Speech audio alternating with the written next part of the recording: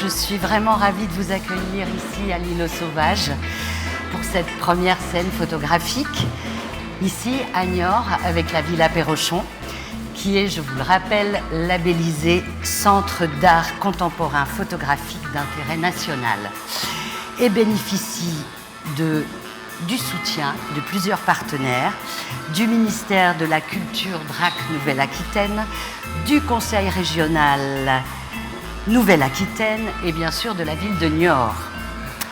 Comme chaque année, la Villa Perrochon propose les rencontres de la jeune photographie internationale. Vous allez pouvoir, bien sûr, je pense que vous l'avez déjà fait, découvrir les interstices, l'exposition et le livre de Frédéric Stussin avec un texte d'Ondine Milot.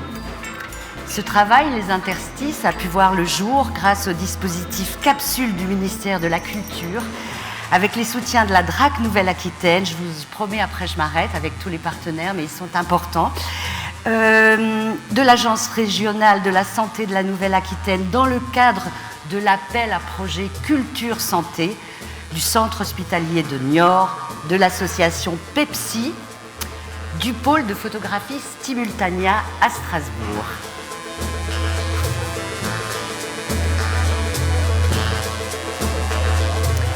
C'est un projet qui s'est déroulé sur 2 ans au service psychiatrique du Centre hospitalier de Niort, dans le service psy et plus précisément à la Petite Cafette. Frédéric Stussin. J'aimerais que... Alors, on va parler bien sûr des interstices, mais aussi du parcours de Frédéric Stussin, un parcours photographique qui existe depuis 2002.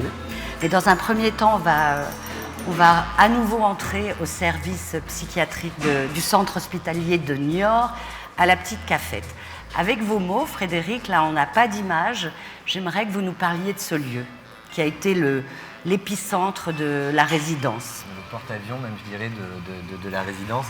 En fait, la Petite Cafette, c'est un endroit un peu hors du temps, un peu magique, un peu différent. Moi, quand on me parlait d'hôpital psychiatrique, j'imaginais des couloirs, des néons, des soignants en blouse blanche. Et en fait, la Petite Cafette, c'est un lieu très coloré, beaucoup de lumière, 2 serveurs qui sont 2 infirmiers, tous les siromonins, du coca, des bounties, et les gens rentrent et sortent comme dans n'importe quel endroit. Et au premier abord, c'est surprenant et joyeux, et c'est la Petite Cafette.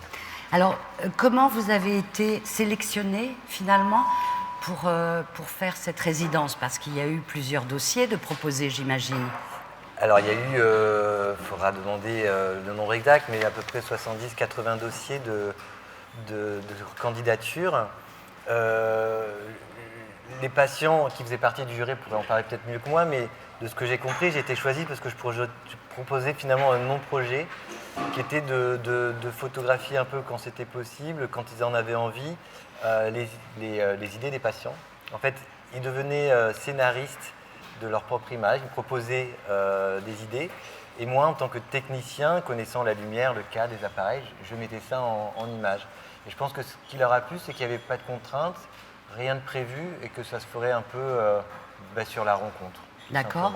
Et quand on pense au service psy dans différents endroits du monde, en France et à l'étranger, on pense au travail de Depardon, Sainte-Clémente, on pense à Philippe Artière et Mathieu Pernaut, qui ont fait un travail aussi avec des archives. On pense aussi à Diane Arbus et on pense aussi à Jean-Robert Dantou, qui a parlé de la folie en photographiant les objets du quotidien dans ces milieux-là. Comment vous avez pensé vous démarquer ou faire différemment? J'ai pas pensé forcément à me démarquer ou faire différemment. Je me suis déjà dit juste j'allais rencontrer des hommes et des femmes. C'était la première idée. Et donc de voir un peu comment ça allait se passer. Et donc ce que je voulais, c'était me poser, les rencontrer, discuter avec eux, voir ce qui était possible de faire. L'image était finalement, allait venir, elle serait secondaire parce que je savais que j'allais avoir beaucoup de temps de travail. J'avais plus d'1 an de résidence. Je venais tous les mois. Donc il n'y avait pas une pression de commande et rendre tout de suite un concept. Et donc j'ai préféré me laisser porter par les hommes et les femmes que j'ai rencontrés. Et j'ai aussi découvert, et ça c'est un infirmier qui m'a dit, le temps de la psychiatrie, c'est un temps long. Donc j'ai appris à travailler finalement lentement et faire une image peut-être 6 mois après la rencontre. Et pourquoi le projet s'appelle Les Interstices? C'est une phrase sortie, enfin c'est Ondine Milot qui l'a mise dans le texte et elle a piqué, entre guillemets, Ondine Milot a écrit le texte du livre, à un infirmier qui dit que finalement le soin en psychiatrie se niche dans les interstices. C'est-à-dire que oui, il y a les traitements, effectivement, il y a le suivi psychiatrique, mais il y a aussi les petits gestes du quotidien, le petit café offert, le petit sourire, la cigarette, les 5 € qui dépannent, et que ces toutes petites choses peuvent faire du bien à un temps donné. C'est pour ça que dans l'exposition et dans le livre, il n'y a pas seulement les visages des patients. Je les appelle patients. Hier soir, j'ai vu que vous parliez de sujets. Ah, je ne sais pas qui a employé ce mot. Pas moi je dis ouais, patient. Et je trouve bien le nom oui, patient. C'est bien. Ah, oui. Avec un prénom. Oui, ouais. Mais est-ce qu'ont-ils tous accepté? Ou avez-vous eu beaucoup de refus par rapport à être photographié, ce rapport à son image? J'ai eu très peu de refus.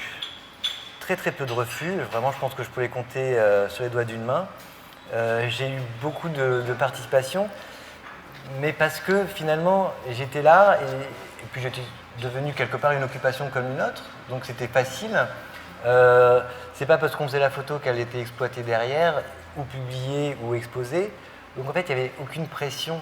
Donc en fait, ce que je pense qui fait peur, c'est qu'on fait une image, et on l'imagine déjà dans un mur, dans un magazine, publié dans quelque part. Donc là, il y a plein de photos que j'ai faites et qui n'ont pas été utilisées à la demande des patients qui disaient « Moi, c'est une photo que je fais pour ma maman, j'ai juste envie de la garder pour moi. » Donc ça s'arrête là. Donc il n'y avait pas de pression, et donc pas de refus.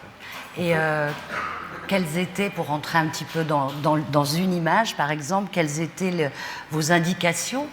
Est-ce qu'il y avait des indications de vêtements, de regard, de port, de se porter? Pourquoi vous riez? Parce que je vois Nathalie qui a participé au projet et qui, avec lui, qui est juste derrière, en fait, ils m'ont fait un très joli texte et puis une petite vidéo où ils se sont gentiment et très gentiment moqués de moi et ma façon de travailler. En fait, non, je demandais rien de spécial. Il n'y avait pas de déguisement à avoir, il n'y avait pas un vêtement spécial à avoir. Il fallait être soit prêt à être photographié.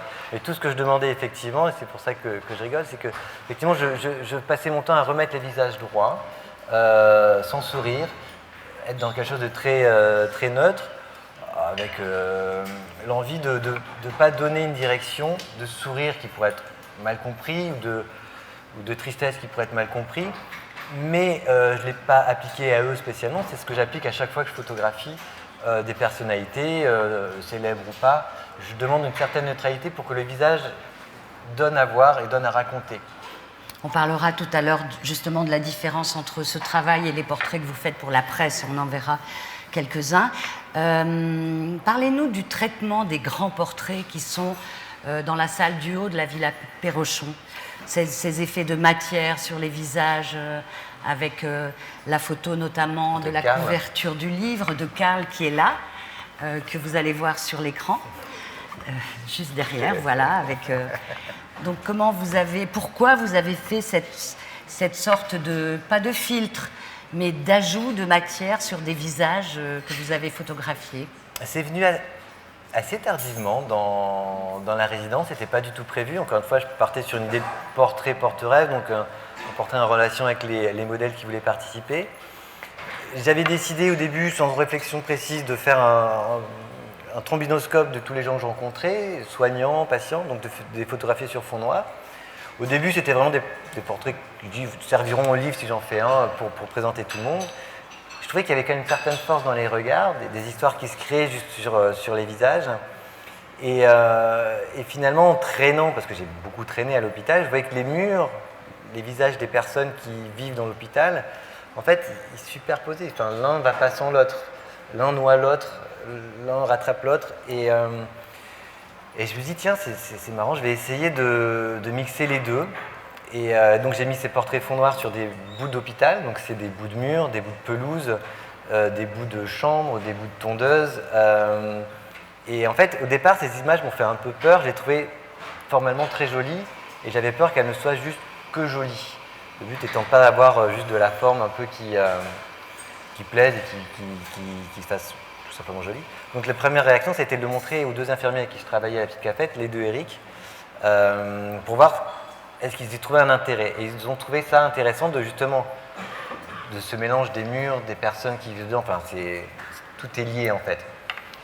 Donc j'ai poursuivi ces expérimentations en m'en méfiant toujours un peu pour pas que ce soit juste l'effet de style et la résolution de la psychiatrie, de la représentation de la psychiatrie.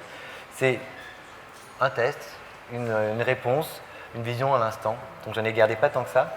Et le but était de mettre en grand parce que mettre en valeur les gens que je rencontrais.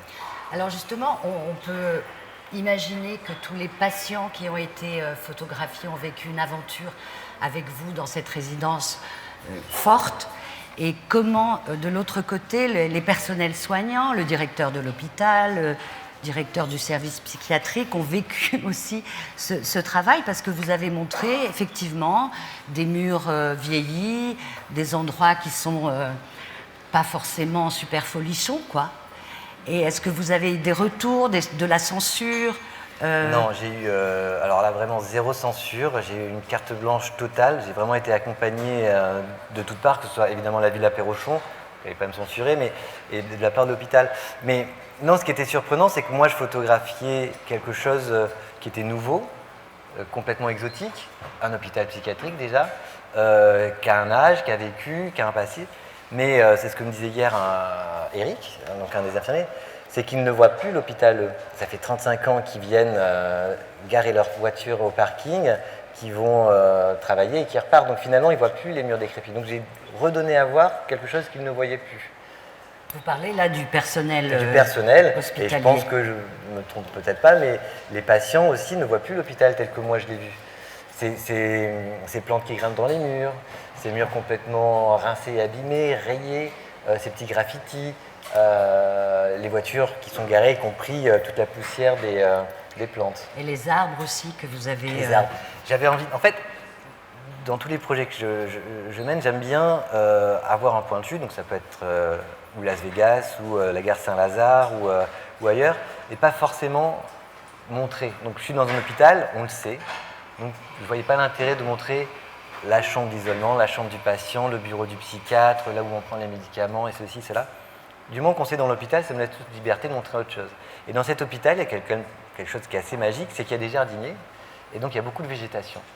Et ça a amené dans un monde que je trouvais un peu presque surnaturel, en fait.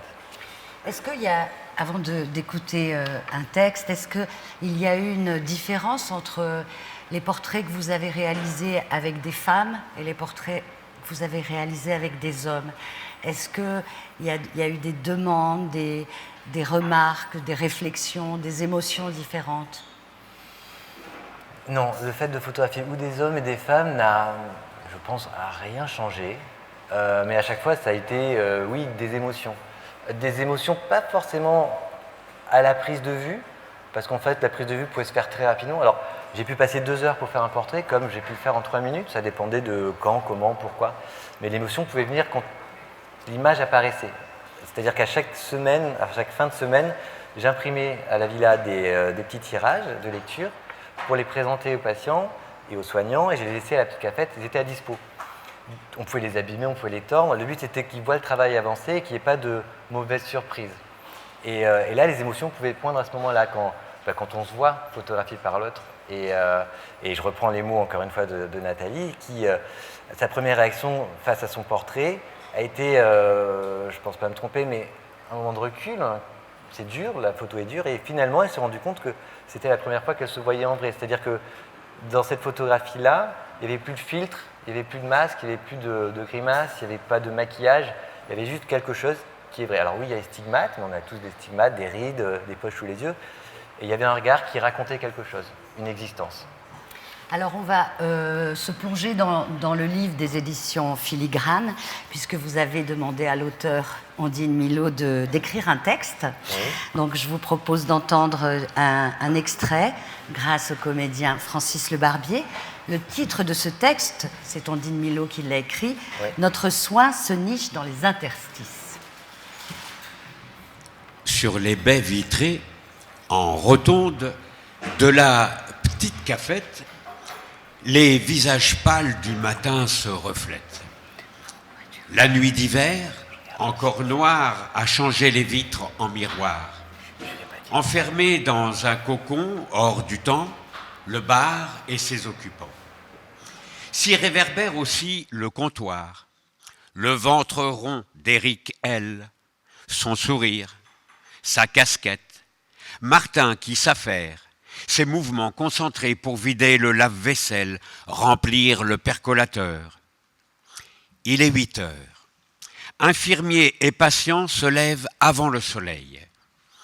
Le petit déjeuner le moins cher de France, 1 € les tartines, jus d'orange et boissons chaudes, a ses habitués que ni le froid bruneux du dehors, ni le labyrinthe des bâtiments massifs de l'hôpital n'arrêtent. Au contraire, ils en connaissent le moindre recoin, empruntent machinalement le chemin jusqu'ici. Ils viennent même lorsque c'est fermé, le week-end. Les infirmiers, Éric L et Éric B, laissent des chaises dehors. On partage une clope, à défaut d'un café. La porte s'ouvre sur un soufre glacé. Auguste entre en marche arrière, dos devant, petit pas à reculons vers le comptoir. Au milieu de la salle, il s'arrête. Un tour sur lui-même, repart, arrière toute, jusqu'à s'emplafonner un tabouret. Il s'y hisse, l'air de rien, lance un cri bref et sonore. Pas un sourcil ne hausse. Tout le monde sait qu'Auguste ne fait que passer commande. Coca, Bounty ou café, ce sera aux deux Éric de décrypter. Leurs questions suivies d'autres cris. Auguste ne parle pas. En revanche, il comprend et mène ainsi d'assez longues conversations. Puis, il s'enfonce dans le silence, sort de son sac un paquet de feuilles, un bic bleu et trace des croix, des petites croix, en recouvre des pages entières. Parfois, Éric L découpe ces pages, les contrecolle, leur crée des cadres en métal, les accroche au plafond de la cafette. Auguste en décroche une lorsqu'il veut faire un cadeau. Merci Francis Le Barbier, merci beaucoup.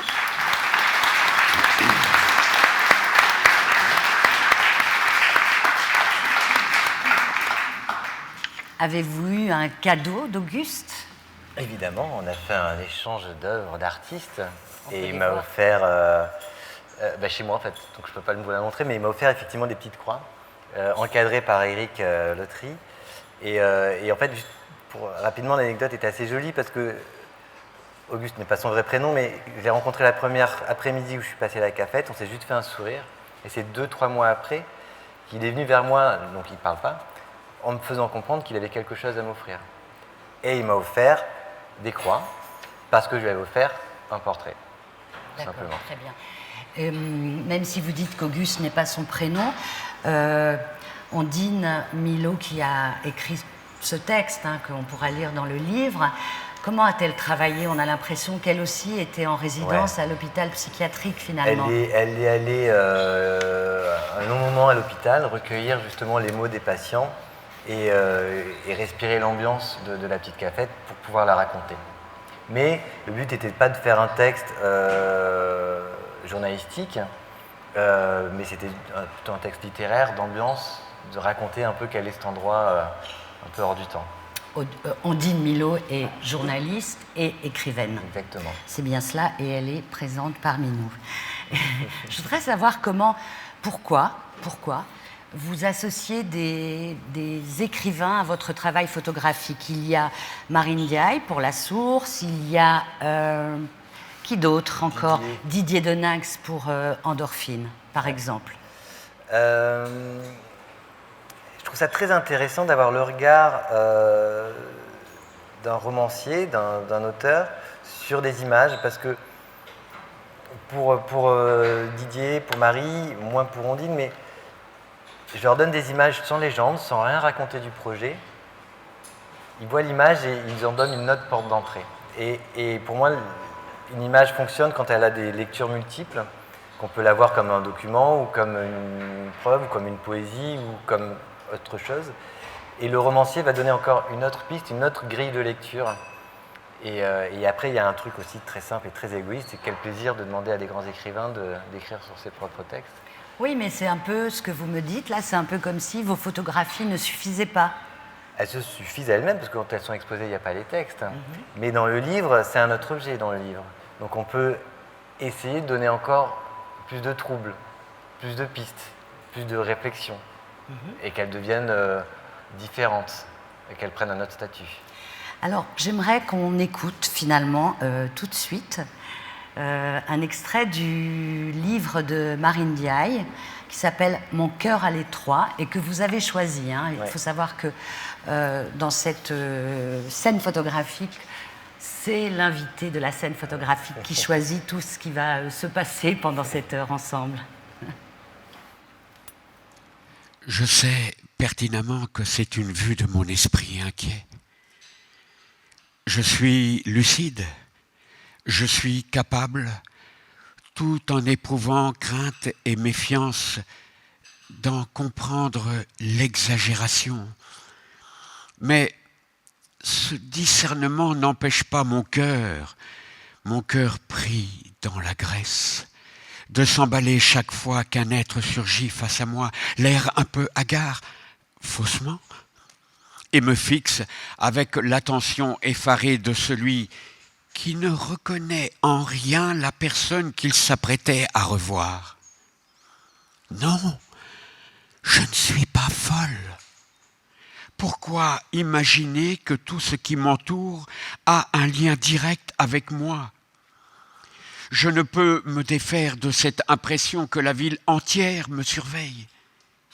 Et mon cœur est aux abois, cerné par la meute, et il cogne contre ma poitrine et voudrait bondir hors de sa cage exiguë. Mon pauvre cœur vieillissant, mon cœur tremblant. Moi, qui suis né à Bordeaux, dans le quartier des Aubiers, qui ai passé toute mon existence dans cette ville, je l'aime d'une tendresse fraternelle, comme mon semblable humain. Et voilà pourtant que Bordeaux se dérobe et se soustrait à mon amitié d'une étrange manière. Voilà que ces rues me paraissent avoir changé de profil et de direction. N'est-ce que le brouillard, me dis-je? Voilà que ces habitants qui, depuis quelques mois, m'étaient hostiles, et je m'y étais habitué, et cela était devenu, somme toute, supportable, me donne l'impression non plus exactement de me haïr, mais de me suivre à la trace. Je me mets à courir, à petite foulée laborieuse. Plusieurs fois, ne pouvant distinguer le bord du trottoir de la chaussée, dans les écharpes de vapeur flottante, je saute malgré moi au milieu des voitures. La rue, esprit des lois, me demeure introuvable. Merci Francis, merci.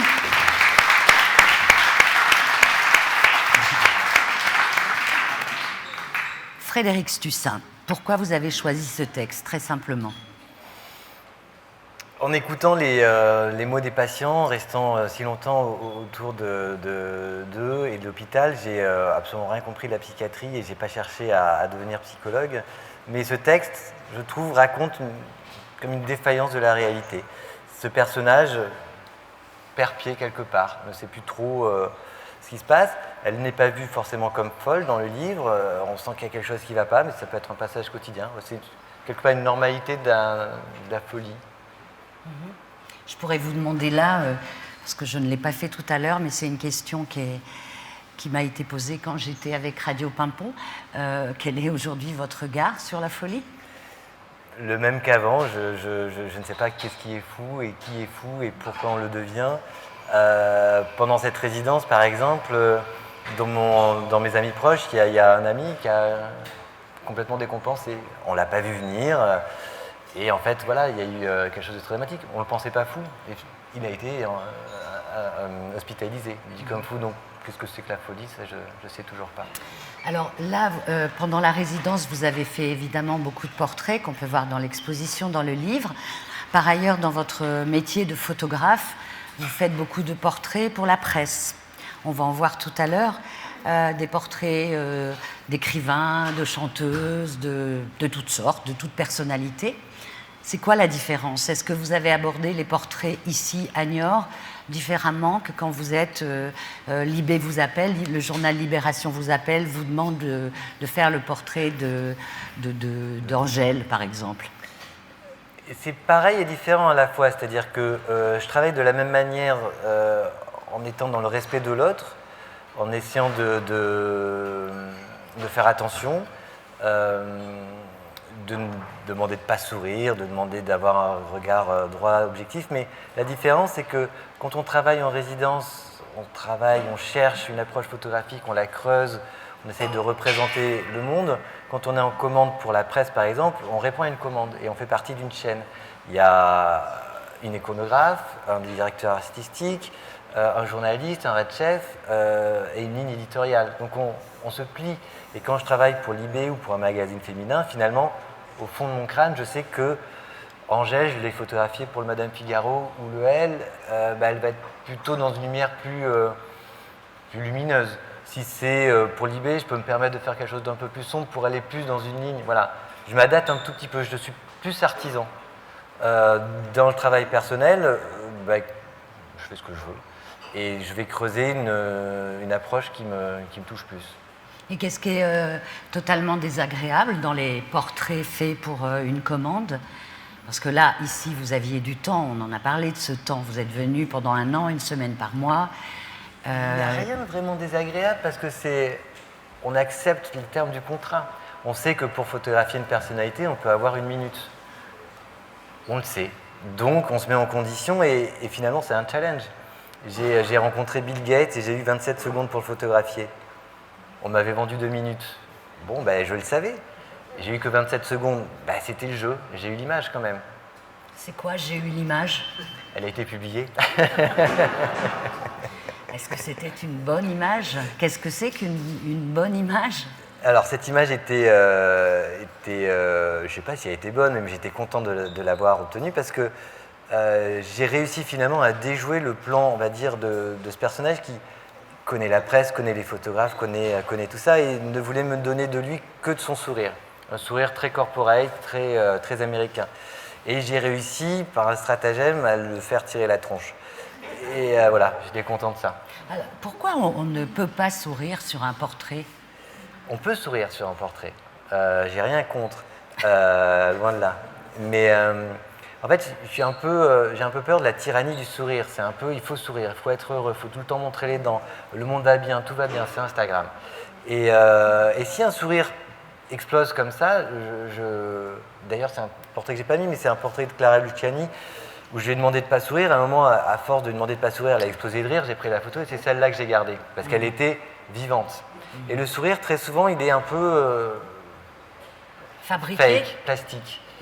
Et alors ça, c'est pour le sourire. Et ensuite, quand je demande aux gens de ne pas sourire, c'est que j'ai envie qu'on lise sur leur visage quelque chose qui ne soit pas amené par ou le sourire, ou froncer les sourcils, ou voilà, c'est d'essayer d'être le plus neutre possible, même si il y a un jeu de lumière, il y a un jeu de cadrage, il y a un jeu de distance, tout ça est là-dedans, mais si je donne un sourire tout de suite, on dit « Ah, la personne est vraiment heureuse ». Ou au pire, on peut se prendre dans la figure en disant « Elle est démoniaque ». Dans mon livre « Unleash Bleeding », j'ai gardé un personnage qui sourit, et c'est un personnage qui fait extrêmement peur finalement, il n'a pas l'air heureux. Alors, Only Bleeding, on peut juste s'arrêter 2 secondes. C'est un sûr. travail que vous avez fait à Los Angeles, À Las Vegas. à Las Vegas. Je suis allé de nombreux voyages à Las Vegas. Pareil, j'aime bien le. Las Vegas était un prétexte. J'avais depuis très longtemps envie de photographier les États-Unis. Je ne savais pas où aller, pas New York, pas Los Angeles. Puis je suis tombé en commande sur Las Vegas. J'ai trouvé cette ville absolument affreuse et donc hyper intéressante à rencontrer. Et donc j'y suis allé.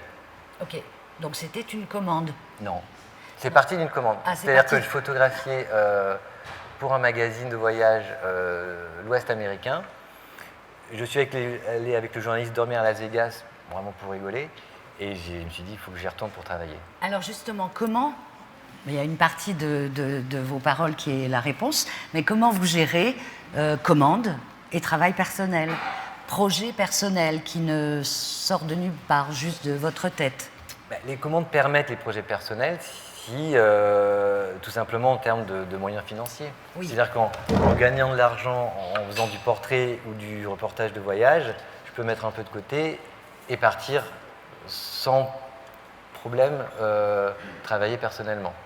Donc l'un ne va pas sans l'autre finalement. Parce que le travail perso, du coup, nourrit aussi le travail de commande. C'est-à-dire que comme je pousse une photographie, une façon de faire, je peux l'adapter à la commande. Enfin, ça... Attendez, redites là, j'ai pas tout compris. Comme je pousse une photographie. Quand je fais une photographie de commande, ça me permet d'avoir de l'argent Oui, pour ça, d'accord. partir travailler personnellement. Et quand je travaille personnellement, je pousse une photographie tout seul, je la développe pour moi et je peux ensuite D'accord. la remettre dans le panier commande parce que j'ai changé ma façon d'éclairer, ma façon de travailler, le regard sur le paysage, sur la personne. Donc c'est une espèce de vase qui vont l'un dans l'autre. D'accord. On va écouter une musique parce que vous avez choisi un titre qui est un titre qui vous accompagne depuis fort longtemps. Depuis mon adolescence, ouais. Voilà, vous nous en parlerez tout à l'heure. Et pendant que vous allez revoir votre adolescence, Ouais. nous, on va pouvoir regarder des images de votre parcours. Très bien.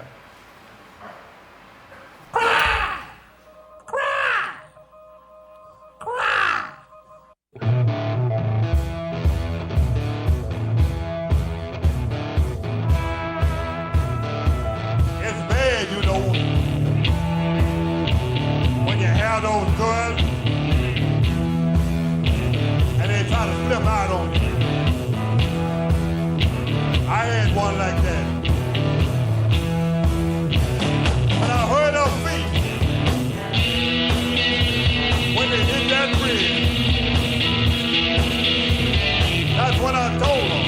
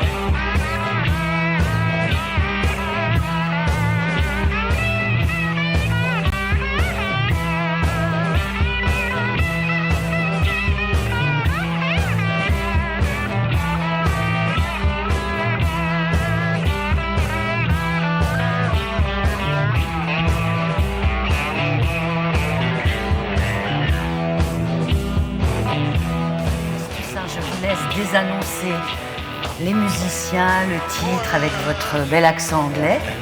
Désolé pour l'accent, comme Patrick, c'est pas toujours au top, mon accent anglais. C'est Gam Tansus, d'un vieux musicien de blues du sud des Américains qui s'appelle R.L. Burnside. Et là, il a été ressorti en fait par un autre musicien new-yorkais, John Spencer, beaucoup plus jeune, qui l'a remis au goût du jour. Et ça, c'est un morceau qui date des années 90, 95, je dirais. Et qui vous accompagne donc Depuis longtemps. mon adolescence, en fait, la musique m'accompagne sur tous mes projets, pas pendant les prises de vue, je travaille pas en musique, mais en allant sur les prises de vue, en partant des prises de vue, en éditant les images, en montant les maquettes des livres. J'écoute, ça peut être donc, ce vieux morceau de blues, mais ça peut être du hip-hop aussi, ça peut être du jazz, ça peut être de la musique classique, ça peut être du hard rock, ça peut être de la variété. Enfin voilà, ça me permet de me mettre en condition pour un travail. Alors, on peut juste dire un peu de quelle série font partie ces images?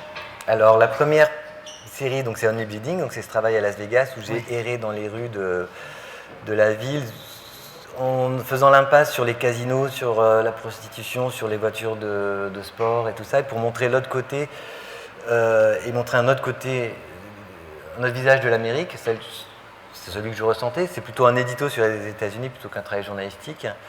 Ensuite, il y a eu des portraits de commande, donc pour différents magazines. Donc un temps assez court pour photographier des personnalités. Et comme on peut être fan d'une actrice, d'une sportive, etc., comment, si vous devez photographier quelqu'un qui vous épate, que vous adorez, vous êtes stressé, vous êtes anxieux? Pas du tout. Non, en fait, je me mets en condition de travail, donc je prends beaucoup de distance et je travaille en étant le plus professionnel possible, en laissant le moins d'affect possible. Et j'évite même à la fin de demander un selfie ou un autographe, sauf quand c'est pour mes enfants. Ah. Où là, je peux me permettre. Et une fois, je l'ai fait. C'est un auteur qui s'appelle Daniel Pénac, que j'aime bien, que j'ai vraiment dévoré quand j'avais 20 ans. Et à la fin de la séance, je lui dis tout l'amour que je porte à son art, en me disant je ne le verrai plus jamais, donc je peux me le mettre. Je peux lui dire. Et en sortant, on m'appelle pour le refotographier le lendemain. Et donc j'y suis retourné et on a beaucoup rigolé. Alors, vous êtes photographe depuis 2002. C'est ça. Vous avez fait les Arts Déco. Je suis passé par les Arts Déco à À Strasbourg. Ouais. Et comment des Arts Déco à la photographie, ce chemin s'est fait? Par Lou Lumière, à Paris. D'accord. En fait, les Arts Déco, je connaissais absolument pas la photographie. Je crois même pas le nom de Cartier-Bresson. Et j'avais acheté un appareil photo d'occasion, un vieux Canon, pour photographier des choses que je pouvais reproduire ensuite en dessin. À la mine de plomb, au fusain, à l'huile, pour parfaire ma technique de dessin. Et j'ai découvert le labo et un autre univers, en fait, c'était tout nouveau. Et en parallèle, je suis allé traîner dans la bibliothèque des Arts Déco en me disant c'est quoi ce médium, c'est quoi la photographie? Et en ouvrant un livre par hasard de Avedon, je suis tombé sur ce portrait de cet esclave noir, enfin ancien esclave dont le nom m'échappe là. Et j'ai vu toute la force qu'on pouvait mettre dans une image. Et à partir de là, je me suis dit, tiens, je vais creuser peut-être plus là-dedans que dans le dessin. Et ensuite, par parcours, on m'a dit de passer plutôt le concours de Lumière, et puis etc., etc. Alors, puisque vous parlez de ce portrait qui vous a fasciné, est-ce que vous pouvez aussi nous parler d'autres influences? La musique est là dans votre vie, mais pour l'editing, donc d'autres photographes, d'autres maîtres, cinéma, peinture. Il y a une liste longue comme l'annuaire téléphonique des Deux-Sèvres, s'il existait encore, mais il y a évidemment beaucoup de photographes qui vont de Avedon, Auguste Sander, Diane Arbus, Marville, Adjet, des plus récents, Lorca di Corsia, Alex Hoth. Mais il n'y a pas que ça, il y a aussi évidemment la peinture que j'ai appris quand j'ai fait les Arts Déco, les peintures de la Renaissance, les peintures modernes, les Basquiat, les Cassaring, même les Yves Klein. Et puis il y a le cinéma pour les lumières, le cinéma de Kaurismäki ou Jim Jarmusch pour la lenteur.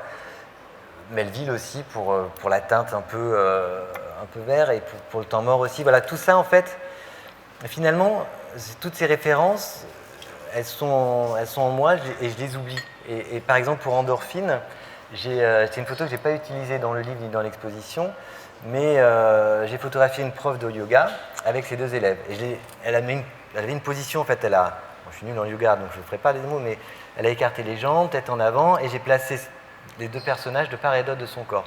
J'étais super fier de moi en me disant, putain, quelle belle photo, j'ai vraiment fait un super cadrage. Et je suis chez moi et je rouvre ce livre de Diane Arbus qui s'appelle Sans titre, qui est un travail justement sur la maladie mentale, et je vois la même photo. En fait, je l'avais digéré, c'est un livre que je n'avais pas ouvert depuis 10 ans, je l'avais totalement oublié. Je m'en souvenais absolument plus. Et je l'avais recraché en pensant faire un truc totalement original. Et d'autre part, quand vous travaillez sur un projet professionnel ou non, pour une commande ou un projet personnel, qui a un premier regard sur vos photographies? En général, c'est ma compagne qui est dans la salle. Mais c'est à elle que je montre parce que je montre pas tout de suite. Je les garde pour moi, je laisse mûrir les images, je les laisse s'oublier. Et pour avoir un regard franc, sans mensonge, sans comment dire, politiquement correct, je sais qu'elle me dira c'est bien ou c'est pas bien, ça marche ou ça marche pas. Et de là, je reprends les images et je regarde encore. Et ici, quand vous étiez en résidence, est-ce que c'était des gens de la Villa Perrochon ou c'était plutôt d'abord les patients, les infirmiers? Là, c'était finalement tout le monde parce que je voulais vraiment, là c'était très important. En général, je ne monte pas mes images avant de les avoir choisies pour un editing, pour un magazine ou pour mes différents projets. Et là, comme je voulais absolument pas qu'il y ait mal donne et qu'on sente le photographe qui vient, qui épie, qui photographie, qui espionne et qui repart avec son butin, j'ai tout de suite montré à tout le monde. Donc, forcément à la Villa parce que j'imprimais à la Villa, donc on regardait tout ensemble, et forcément tout l'hôpital parce que je mettais à disposition les images à tout l'hôpital. Après, c'est pas forcément les regards des uns et des autres qui m'ont fait choisir les images, c'est plutôt les temps passés, les expériences que j'ai vécues, mais en tout cas tout le monde a pu, et pour la première fois, voir toutes les images. Est-ce qu'on peut parler 2 secondes des tirages? Parce que dans la Villa Perrochon, les tirages sont magnifiques. Qui a fait les tirages de vos photographies? Les tirages, c'est Philippe Le Besconte qui s'est occupé de les faire tous. Donc il y en a beaucoup, il y en a 80, 83. Et c'est important parce que ça permet de respecter les personnes qu'on a photographiées finalement. Un tirage devient le prolongement du travail. Et le respect qu'on y met et l'attention qu'on y met sur la chromie, sur les contrastes, sur les quelques retouches qu'on a pu y apporter, vont faire que on s'y arrête ou pas. Retouche. Oui. Donc est-ce qu'on peut rebondir sur ce mot? Est-ce que vous retouchez beaucoup? Est-ce que ces photographies, par exemple, qu'on a vues là, ou ces photographies qu'on voit là, j'imagine que pour la presse, c'est différent. Est-ce qu'elles sont vraiment beaucoup retouchées? Comment vous travaillez avec la retouche? Alors moi, j'ai aucun problème pour la retouche. C'est pas du tout quelque chose qui me fait peur ou que je vois comme le diable. Je suis plutôt pour la retouche. Je vais arrêter d'en faire par mes compétences techniques, qui des fois sont limitées, mais la retouche permet... comme le cadrage, comme un ajout de lumière artificielle, d'affiner le propos. Donc je vais l'utiliser sur Endorphine, je vais l'utiliser sur quelques images. Par exemple, j'ai photographié un mur, il y avait une plaque d'électricité blanche qui n'apportait aucune information à l'image et qui gâchait l'image, qui faisait sortir l'histoire, donc j'ai décidé de l'effacer.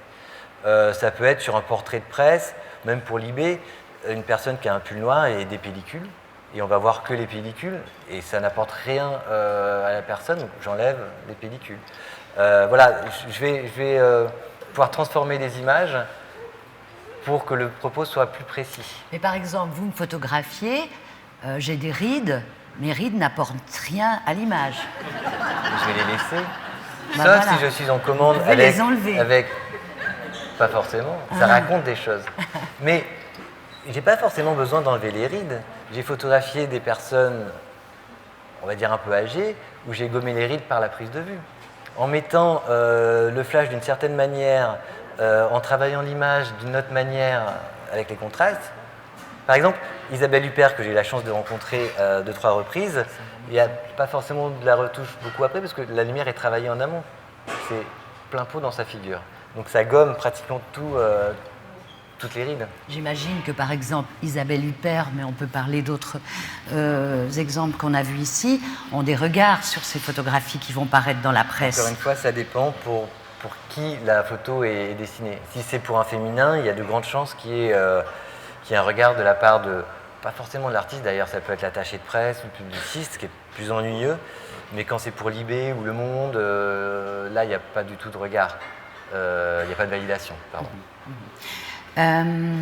Est-ce que depuis 2002, vous pouvez parler de l'évolution de votre travail en photographie?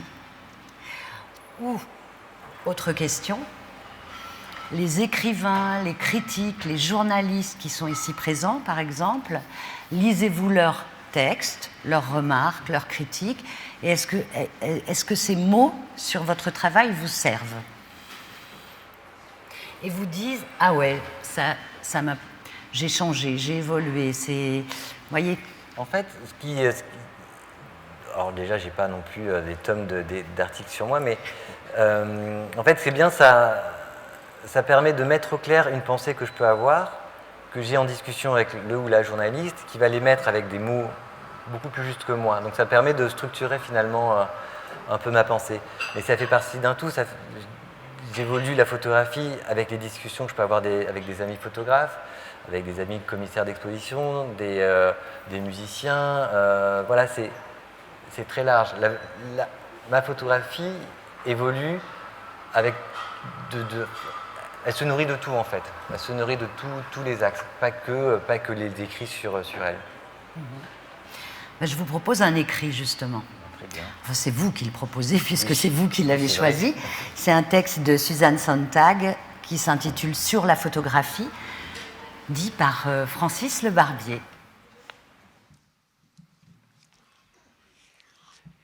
Les photographies n'ont jamais fait découvrir la laideur à quiconque. Mais nombreux sont ceux à qui elles ont fait découvrir la beauté. Exception faite des cas où l'appareil photo est utilisé pour relever de l'information ou pour marquer des rites sociaux, c'est parce que l'on trouve que quelque chose est beau que l'on est poussé à faire des photos. Le nom sous lequel Fox Talbot fit breveter la photographie en 1841 était le calotype, du grec kalos, beau. Personne ne s'écrie « Mon Dieu, comme c'est laid, il faut absolument que j'en prenne une photo !» Et même si la phrase venait à être prononcée, elle signifierait simplement « Cette chose laide, moi, je la trouve belle. » Il est fréquent que quelqu'un qui a entreaperçu quelque chose de beau exprime le regret de n'avoir pas pu en faire une photo. L'appareil photo a si bien réussi à embellir le monde que ce sont les photographies et non le monde qui sont devenus le critère de la beauté. Des hôtes, fiers de leur maison, sont tout à fait capables de sortir des photos des lieux pour en faire voir toute la splendeur à des visiteurs. Nous apprenons à nous voir nous-mêmes du point de vue photographique. Se trouver bien revient précisément à juger qu'on est bien en photo. Les photos créent la beauté et à force de la photographier, génération après génération l'épuisent. Certaines merveilles de la nature, par exemple, ont été pratiquement abandonnées à l'attention inlassable des novices de l'appareil photo. Ceux qui sont saturés d'images ont toute chance de trouver les soleils couchants rebattus. Ils ont maintenant, hélas, beaucoup trop l'air de photographie. Beaucoup de gens sont anxieux au moment de se faire photographier. Non qu'ils craignent, comme les primitifs, d'être violés par l'appareil, mais parce qu'ils craignent sa critique. Ils veulent une image idéalisée, une photo d'eux-mêmes à leur mieux.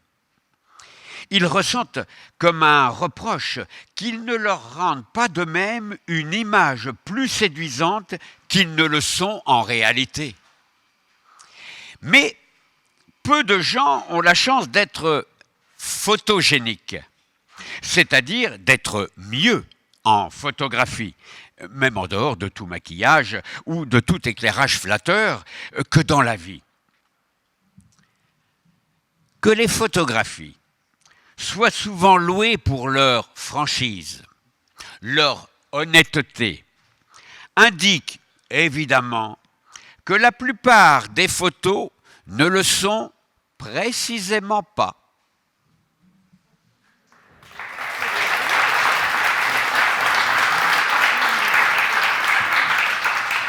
Merci Francis Le Barbier. Alors Frédéric Stussin, vous êtes dans quel camp? Mon Dieu, comme c'est laid, il faut absolument que j'en prenne une photo, ou cette chose laide, moi je la trouve belle? Évidemment, la deuxième option. J'aime bien justement aller photographier ce qu'on trouve pas beau. Alors c'est les rues de Las Vegas, c'est vraiment une ville affreuse, comme aller en psychiatrie où on dit que les gens sont laids, dangereux, à ne pas approcher. Donc forcément on a envie d'aller voir et se rendre compte que c'est complètement faux, ils sont ni laids ni dangereux, ils sont totalement à approcher.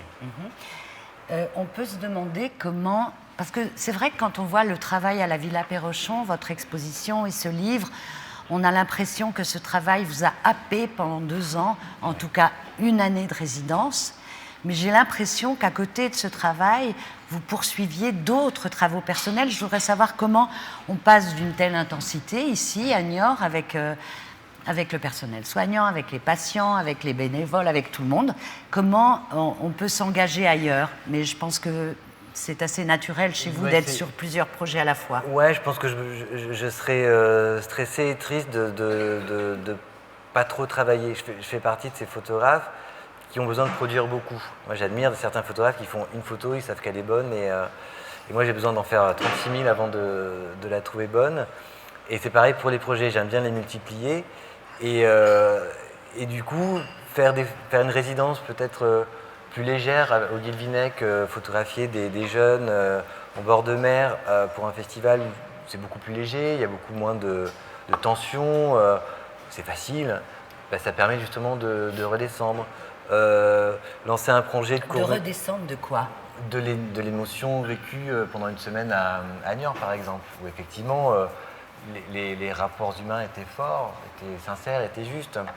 Mais comme travailler sur un court-métrage avec un ami réalisateur, Olivier Gérand, et de faire un court-métrage en photo, ça permet de réfléchir différemment à sa propre photo, de mettre toutes ces références cinéma et de travailler avec des comédiens.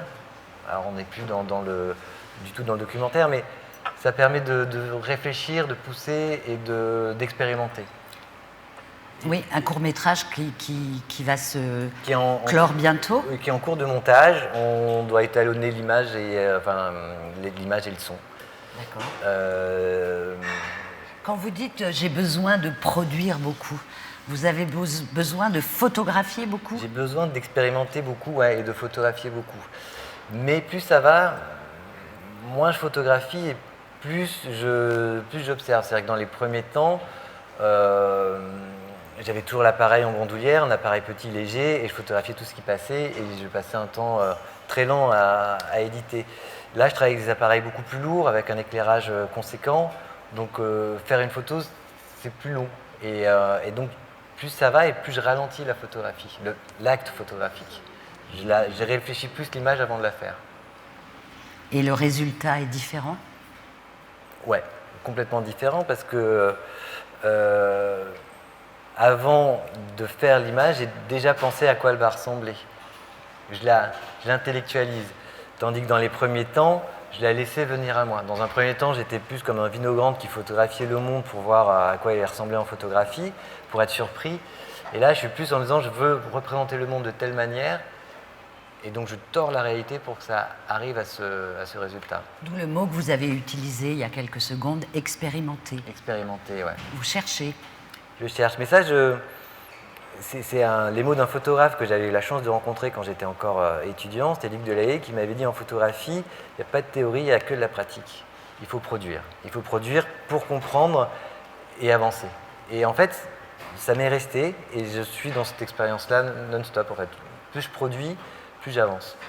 Mais en revanche, il y a beaucoup de déchets. C'est quoi un déchet? Des images qui ne retiennent pas mon attention, qui racontent pas d'histoire, qui sont trop dans la forme, qui sont où je vois le stratagème, où il n'y a pas d'histoire derrière, qui peuvent plus tard devenir intéressantes. Donc je les mets de côté. pour la résidence, sur les interstices, mais sur tous les autres projets, il y a des images que je pensais jamais utiliser, que j'ai fait dans les premiers temps, et qui finalement, je les vois revenir un peu toutes seules. Elles m'appellent en fait. C'est un peu mystique, hein, mais... Non, non, mais quand vous dites « elle m'appelle », ça me fait penser à ce que vous avez vécu ici à Niort, hein, parce que c'est très important. Et avec tout...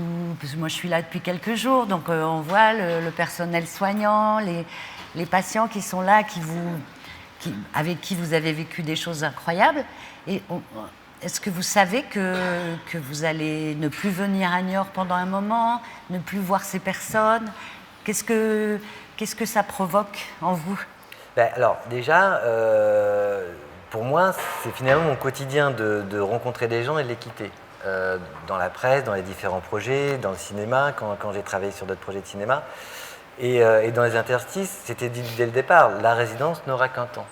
À un moment, je vais partir, donc il n'y a pas de mensonge. Mais finalement, les liens restent. Il y a des échanges sur les réseaux. L'exposition va bouger, va aller à Stimultania, elle va voyager. Il y a le livre qui est distribué dans toute la France. Je vais revenir pour travailler encore sur la petite cafette en commande pour un magazine. Donc finalement, le lien, il est là et il n'est pas fini. Toutes les images que j'ai laissées à la petite cafette, les soignants et les patients les prennent, les encadrent, ils font pour leur propre exposition, ils deviennent leur propre commissaire d'expo. Je viendrai voir évidemment, mais voilà, donc le lien est là, il disparaît, pas forcément. Oui, parce que vous êtes, c'est vrai, il faut le dire, très présent sur les réseaux sociaux, Instagram, votre site, etc. Exactement. Facebook, je ne sais pas. Oui, enfin Facebook suit Instagram en fait. Oui, voilà, c'est ça. Plus. Écoutez Frédéric, je pense que nous touchons vraiment à la fin de cette scène photographique et je vous remercie. Merci Brigitte.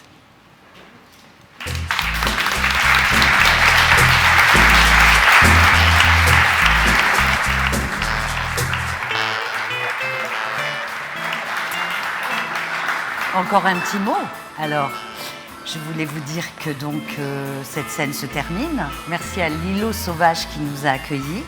Évidemment à l'équipe de la Villa Perrochon et à Patrick Delat.